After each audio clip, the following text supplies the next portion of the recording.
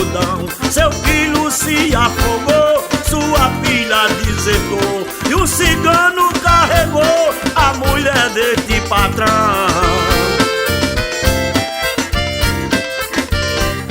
Ele desorientado, sem ter mais dinheiro em gado, ficou quase translocado, sem ter no bolso um cruzeiro. Naquela situação, a lágrima banhando o chão, lembrou da ingratidão que fez com o seu vaqueiro.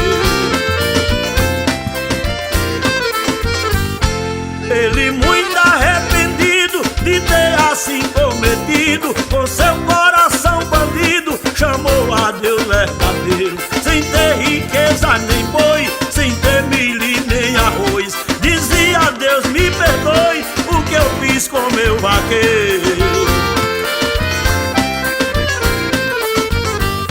Esta é a pura verdade, quem só pratica maldade, espere que logo tarde recebe o troco dobrado. Igual este fazendeiro que só pensava em dinheiro, abandonou seu vaqueiro, mas por Deus foi castigado.